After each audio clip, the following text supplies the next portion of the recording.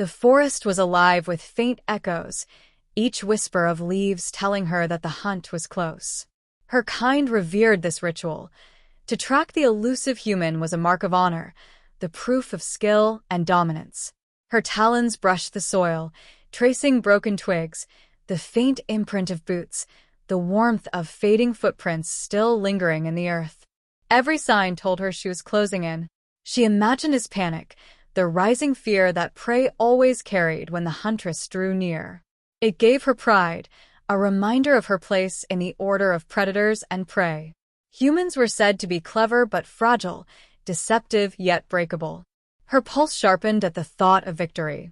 The forest darkened with twilight, shadows folding like heavy curtains across her path. She moved without sound, each breath measured, every step calculated. A glow flickered in the distance, orange and alive against the deepening night. Fire. So he was desperate. Fire meant he was cornered, afraid, trying to cling to safety while predators closed in. She crouched, studying the light. It pulsed steady, not frantic.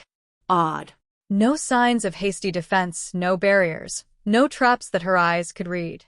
Just the crackle of flame. She pressed forward, talons tight on her weapon, ready to end the chase with swiftness. The clearing unfolded before her.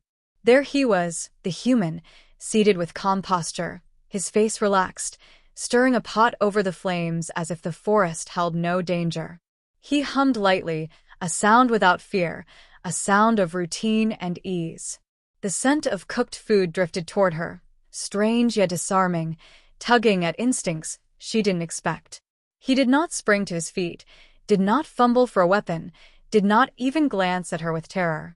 Instead, he looked up slowly, acknowledging her presence with steady eyes that held no panic. Her kind had spoken of human cunning, but nothing had prepared her for the scene. This was not prey cornered, not quarry awaiting its inevitable fate. It was something else entirely, something that unsettled her certainty. She raised her weapon, yet he did not flinch. He spoke, not with trembling voice, but with an invitation. The words were simple, unguarded, as he gestured lightly toward the fire, toward the food he was preparing. Her muscles tensed, confusion rippling through her. The hunt was supposed to end here, clean and swift, a kill to mark her triumph. Yet the human sat as though he had known she would arrive, as though this moment belonged to him, not her. She hesitated. The forest hushed around them, as if even the creatures of the night waited for her choice. Her eyes narrowed, studying the strange calm radiating from him. He was not prey in this moment. He was something else, something she had never been taught to expect. The glow of the fire reflected in his eyes, steady and unbroken, and for the first time in the long ritual of her life, she found herself unsure whether she was hunter, or the one being drawn in. The human's calmness pressed against her instincts, unsettling and steady, a presence that refused to bend to the role of prey. He moved with deliberate ease, ladling portions of the simmering food into simple bowls as if the weight of her weapon meant nothing. The aroma reached her again, stronger this time, earthy and rich, awakening a part of her senses she had always smothered beneath discipline. She tightened her grip, waiting for a crack in his composure, some flinch, some glance of fear. None came. His voice was even, low, carrying the warmth of someone at ease in his own firelight. He asked her if she was hungry, a question so absurd it stalled her thoughts. Hunger had no place in the hunt. A hunter denied herself until the kill was made, until the trophy was claimed. Yet his words lingered in her mind, tangling with the scent of the meal. The steam curled upward, carrying temptation into the night air. She snarled, a warning for him to remain still, yet he only tilted his head slightly, neither threatened nor arrogant, but calm in a way that stripped her certainty. She had tracked countless prey across worlds, yet never had one invited her to sit. It was against every instinct, every teaching of her kind, yet her steps edged closer, drawn by curiosity stronger than discipline. He did not speak of surrender or beg for life. Instead, he asked questions as if they were equals around a shared flame. He gestured to the ground across from him, his movements slow and deliberate, careful not to provoke, but not submissive either. She studied him, wondering if it was some ploy, a trap disguised as generosity. But the longer she stared, the more it became clear there was no hidden snare, no weapon waiting to strike. Only the man, his fire, and the food he chose to share. Lowering herself near the fire was an act she despised, yet she found her knees bending despite herself. The warmth of the flames brushed her scaled skin, carrying with it the faint crackle of wood splitting. He pushed a bowl toward her, the gesture casual, as though this moment had always been destined. She eyed it warily, then him, expecting trickery. But his gaze held steady, unyielding, not of a creature cornered, but of one certain of his place.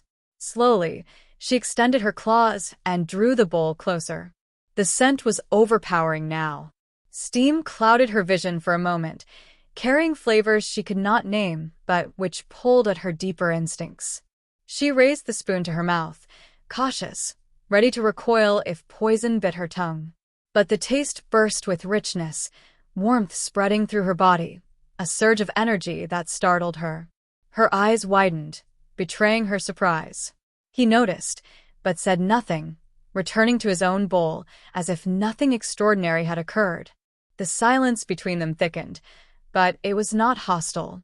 It was a silence of shared firelight, a pause in the endless script of predator and prey. Her weapon remained at her side, but the edge of her will dulled.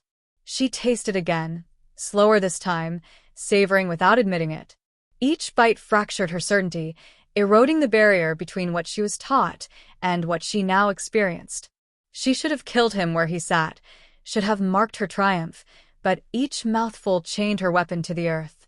The man did not gloat, did not challenge.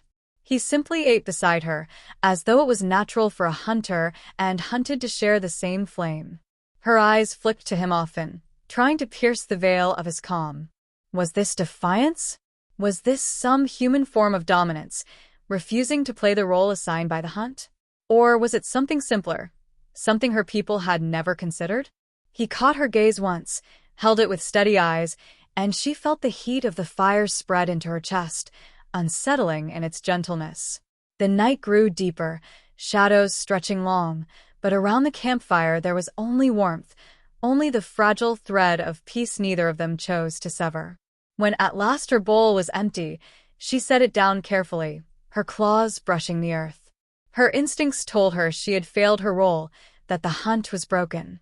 Yet another part of her whispered that she had crossed into something larger, something she did not yet understand.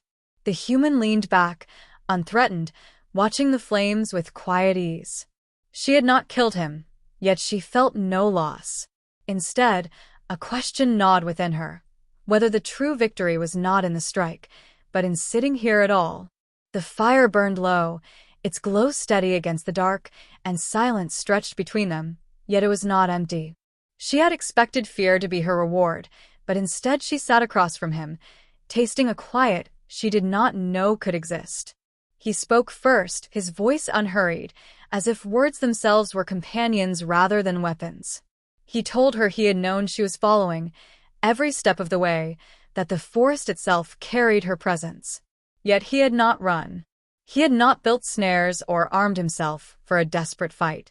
He had chosen to sit, to cook, to wait. The thought clawed at her mind, refusing to be dismissed. To embrace stillness in the face of the hunt was a kind of defiance her people did not teach. She asked why. Her words were edged, suspicion sharpening every syllable. He met her with a simple truth. Running was not strength, fighting was not always survival. To him, survival was in patience, in trust of his own choices, in knowing that fear did not rule him. She had no answer. To her kind, dominance was survival, conquest the measure of worth. The idea that calm acceptance could be a weapon unsettled her as much as his firelight gaze. The forest shifted around them, branches sighing with wind, distant cries of nocturnal predators echoing faintly. She felt the weight of their presence, but beside the fire with him, those threats seemed diminished, shadows too far to matter. He began to speak of his world, Far from this place, a sphere of oceans and forests larger than any she could imagine. He spoke of creatures that had once been hunters of man, now companions at their side, bound not by chains but by trust forged through meals shared and nights endured together. Wolves had become allies, he said, not because they were conquered, but because they had chosen to sit beside the flame rather than circle it. His story unsettled her in ways she had not expected. To hunt was sacred to her. To take life was a proof of strength, and yet here was a tale where strength was found in refusing to kill.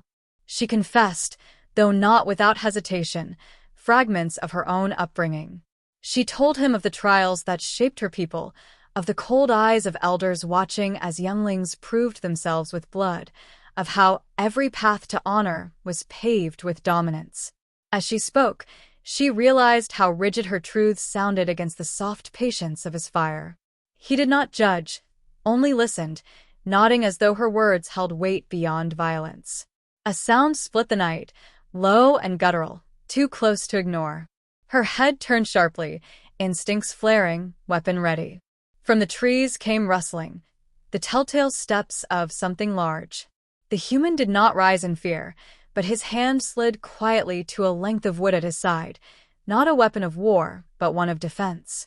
The beast that entered was no rival hunter of her kind, but a creature of the wild, drawn by the smell of food, eyes glinting with hunger. It lunged, swift and reckless. She moved before thought, weapon flashing, striking with practiced precision. The beast fell with a final cry, its body still against the earth. She turned back to him, expecting the calm to break, expecting him to flinch from her violence. Instead, he only nodded once, his expression unshaken, his gaze fixed upon her as though the strike was not brutality, but necessity. She felt a strange pulse of recognition then, that their survival in this moment had not been hers alone. His stillness had been as much a shield as her claws. For the first time, she understood that he had not denied his role in the hunt. He had simply chosen to redefine it. They sat once more, the corpse of the beast cooling in the shadows, the fire reclaiming silence. She studied him differently now, less as prey, more as puzzle, a being who carried strength not in dominance, but in refusal to yield to expectation. The fire painted his features with a glow that was neither predator nor victim, but something in between, something outside the laws her people believed unshakable. She felt an unease growing in her chest, not of fear, but of possibility. The night deepened, stars scattering across the sky, and the air cooled with the promise of dawn. Yet she did not rise to end the hunt. She remained where she was, watching him as he tended the fire, speaking of things beyond blood and conquest. His stories were simple, but within them lay a defiance sharper than any weapon. She realized she was listening not as a hunter sizing prey, but as a guest at a fire that had chosen her. And in that quiet, with the forest pressing in on all sides, the boundary between them thinned, leaving only two beings bound by a flame neither of them chose to extinguish. The fire dwindled into embers, shadows long against the forest floor, and silence pressed heavier than before. Dawn's edge crept into the sky, pale light brushing the treetops. She had not slain him, yet the weight of choice lingered like an unsheathed blade. Her people would demand proof, demand triumph, demand that she return with blood upon her hands. To sit through the night without claiming her prize was failure in their eyes, dishonor carved deep. Yet as she watched him, sitting with calm posture, eyes reflecting the dim glow of dying coals, she felt no shame, only conflict that gnawed sharper than hunger. He spoke again, not with pleading, not with fear, but with clarity that cut into her thoughts. He told her she stood at a line between past and future, that she could end him now and carry victory home, or she could walk away with nothing but questions.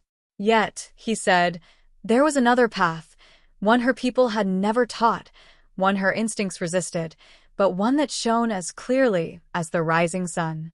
She could sit again tomorrow at the fire, not as hunter, not as hunted, but as something beyond both. His voice carried no demand, no arrogance, only certainty that the choice was hers alone. Her claws tightened around her weapon. The forest seemed to hold its breath, waiting for her decision. She lifted it, steady and sharp, feeling the weight of her traditions press against her chest. Strike now, and she would be triumphant. Strike now, and her people would sing her name.